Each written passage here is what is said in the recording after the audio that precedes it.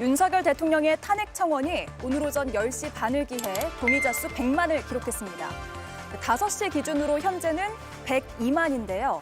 마감일까지 보름 넘게 남았기 때문에 숫자는 더 늘어날 걸로 보입니다. 탄핵 서명 접수기 원활했다면 500만을 넘어섰을 겁니다. 이제 윤석열 대통령 탄핵이라는 용어는 국민 스포츠가 되어가고 있습니다. 이것이 민심입니다. 네, 대통령실은 어제 입장을 내놨죠. 명백한 위법 사항이 없으면 대통령 탄핵은 가능하지 않다라고 말입니다. 법리적으로 맞는 말입니다. 그런데 과연 국민들이 듣고 싶었던 말이 이런 법률적인 설명이었을까요? 이번 키워드 100만 넘었다입니다. 김희정 의원님, 이 흐름이 장외로까지 이어질 거로 보세요?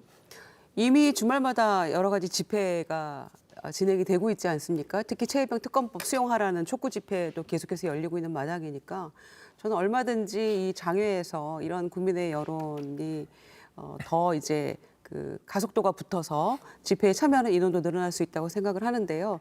특히 이제 이 100만이라는 숫자가 갖는 의미가 굉장히 중요하다고 생각합니다.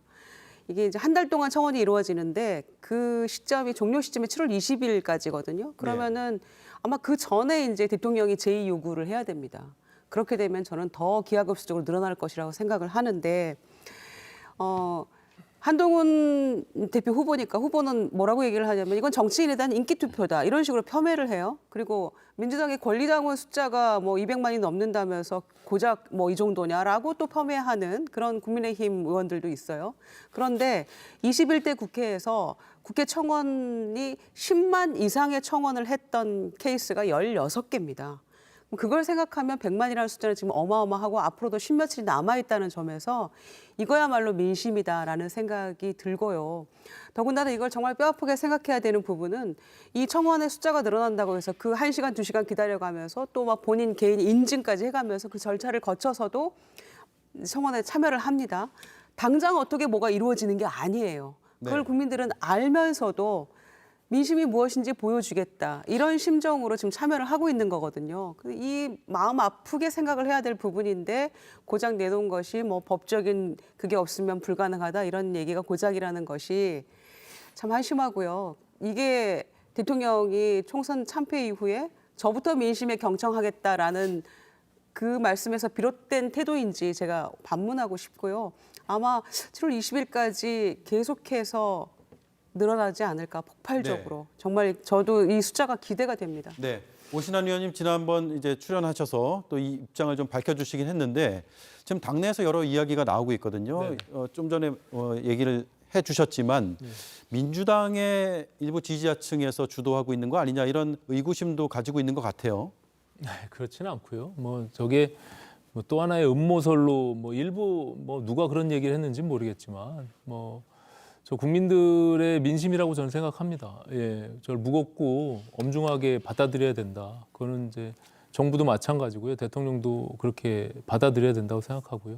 다만 지난번 말씀드린 대로 이게 뭐 지지율이 낮고 또 민심이 이반됐다고 해서 그냥 탄핵을 할 수 있는 것은 아니에요. 그렇기 때문에 그런 부분들과 분리시켜서 볼 필요가 있습니다. 이게 다만 지금 뭐 국민의힘이 또 정부가 최혜병 사건과 관련해서 무엇을 은폐하고 뭘 숨기려고 하는 것처럼 자꾸 프레임을 가져가는데 지금 저희 국민의힘의 논평에서도 계속 오늘도 냈지만 이것을 아주 엄격히 수사해서 모든 것들을 진실을 밝혀야 된다는 점에 대해서는 저도 부인하지 않습니다. 네. 다만 지금 공수처가 그 수사 기관이 수사를 하고 있으니까 그 부분을 지켜보자는 것이고 또 한동훈 위원장은 이것이 무한 반복되는 이런 부분들을 풀자고 또 새로운 제안을 해놓은 마당이니까 이 정치가 이게 뭐든지 내 것만을 받아들여라고 하면은 풀리지가 않습니다. 그래서 그런 부분들을 한번 양보하면서 우리가 해법을 찾아 나가는 것이 매우 중요하다 이렇게 생각하고요.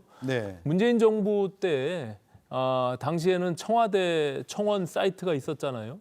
당시에도 문재인 대통령 탄핵 청원이 146만 명의 동의를 받아서 통과한 적이 이렇게 있었던 적이 있습니다. 그렇기 때문에 뭐 이것을 가지고 그냥 가볍게 그냥 넘기겠다 이런 취지가 아니라 민심은 겸허히 또 무겁게 받아들이더라도 이것을 탄핵하고 연관시켜서 계속 무슨 대통령의 탄핵을 언급하는 것은 굉장히 부적절하다 저는 이렇게 생각합니다. 네. 자, 김부엽 의원님, 이 100만이라는 숫자가 정말 많은 숫자입니다. 그래서 과연 이제 이게 민주당 지지층에서 나온 거냐 아니냐 뭐 이런 정치권의 얘기들이 제가 앞서 말씀드렸지만 좀 있었어요. 오늘 나경원 후보의 경우에는 청원을 보니까 이재명 대표 지지자들이 하고 있다 이런 발언을 했거든요. 중도층에서 얼마나 참여했을까라고 생각하세요?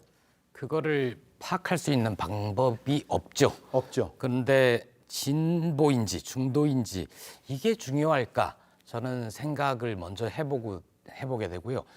중도를 표방하시는 분들, 나는 중도다라고 얘기하신 분들이 대체로 여론조사에서 보면 윤석열 대통령의 국정 지지에 지지하지 않습니다. 굉장히 비판적이고 반대하는 분들이 많습니다. 그리고 지난 4.10 총선 결과를 보면 그때도 마찬가지로 중도층이 윤석열 정권을 심판을 하면서 압도적으로 야당의 의석수를 몰아주지 않았습니까? 네. 3년은 너무 길다는 조국 혁신당의 주장에 공감을 해주셔서 더불어민주당과 조국 혁신당, 개혁신당 야권이 거의 192석 정도를 차지했단 말입니다. 이 얘기는 윤 대통령에게 국정기조를 바꾸라는 마지막 기회를 준 거예요. 근데 윤 대통령은 그 뒤로도 말로는 민심을 경청하겠다라고 했지만 단 하나도 바꾸지 않았거든요.